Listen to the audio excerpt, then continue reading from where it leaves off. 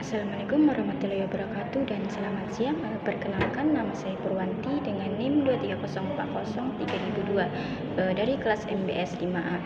Pada video ini saya akan membahas tentang 3 materi, yakni sejarah dan perkembangan media sosial, dinamika komunitas virtual, dan ekonomi digital dan budaya konsumsi.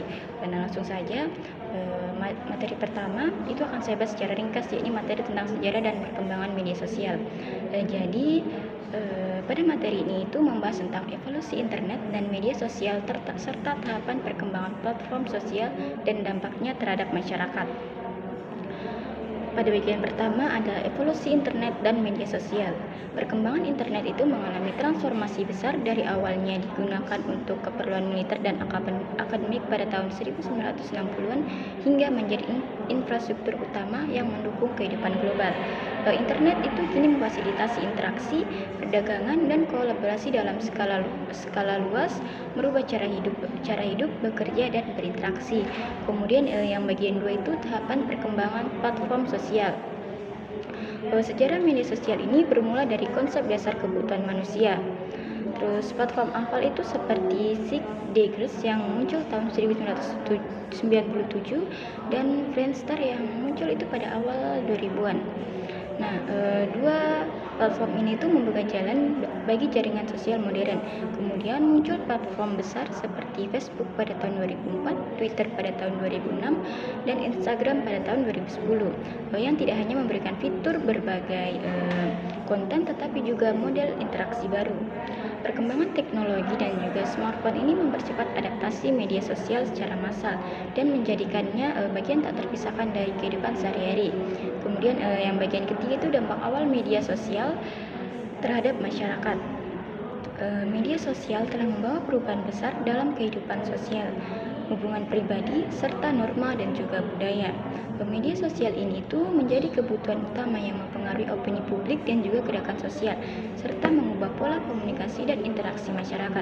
Jadi intinya di pembahasan kali ini tuh menekankan mengenai sejarah dan perkembangan media sosial ini, bahwa evolusi internet dan media sosial itu tidak hanya soal teknologi, tetapi juga perubahan sosial yang signifikan dan platform sederhana hingga menjadi kekuatan budaya yang besar di masyarakat modern. Kemudian kita lanjut ke materi yang kedua, yaitu tentang dinamika komunitas virtual. Yang bagian pertama itu ada komunikasi luring dan daring. Bagian ini tuh menjelaskan perbedaan utama antara komunikasi luring dan juga komunitas daring. Komunitas luring itu mengandalkan komunikasi langsung dan tatap muka. Sebaliknya, komunitas daring itu menggunakan platform digital sebagai obrolan teks dan forum diskusi yang lebih efisien dan mudah diakses. Tetapi, kekurangannya itu menekankan pada unsur emosional. Selain itu, di materi ini juga membahas kelebihan dan kekurangan komunitas luring dan juga daring. Untuk komunitas luring itu dia lebih unggul dalam kohesi sosial, pengalaman emosional, dan kepercayaan, tetapi memiliki keterbatasan di ruang dan waktu, serta biaya yang lebih tinggi. Nah, untuk komunitas daring, dia itu menawarkan jangkauan yang lebih luas, fleksibilitas waktu, efisiensi biaya, dan dokumentasi yang mudah. Tetapi komunitas daring ini juga memiliki beberapa kelemahan. Salah satunya itu ikatan emosional yang lebih lemah dan risiko gangguan eksternal. Kemudian bagian selanjutnya itu ada struktur dan peran anggota luring dan daring.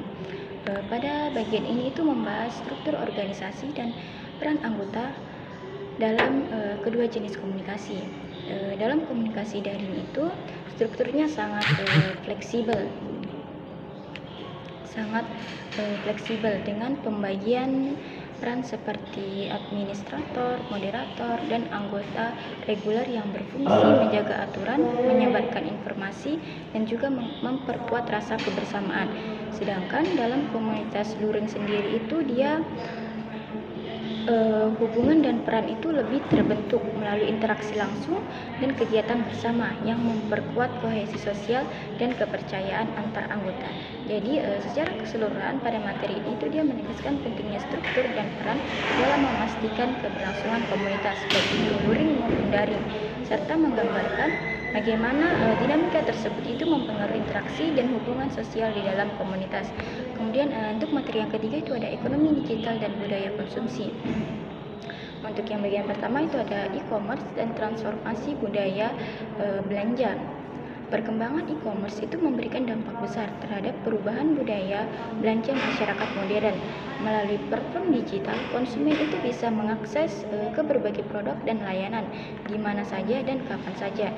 Transformasi ini tuh juga mengubah persepsi masyarakat bahwa belanja itu tidak lagi harus secara fisik, melainkan bisa dilakukan secara efisien dan fleksibel melalui perangkat digital. Kemudian untuk bagian yang kedua itu ada ekonomi kreator. Ekonomi kreator atau biasa kita sebut influencer ekonomi itu menjadi kebutuhan penting dalam perkembangan ekonomi digital saat ini. Pada kreator konten media sosial mampu memanfaatkan kreativitas dan personal branding untuk mempengaruhi perilaku konsumsi masyarakat. Pengaruh ekonomi kreator ini sangat besar dalam strategi pemasaran karena mampu membangun komunitas loyal dan memberikan rekomendasi yang dipercaya sehingga dia itu dapat secara langsung mempengaruhi keputusan pembelian. Selanjutnya untuk bagian yang ketiga itu ada perubahan perilaku konsumen di media sosial. Perkembangan teknologi dan e-commerce itu secara kolektif membentuk ulang budaya belanja dan perilaku konsumen.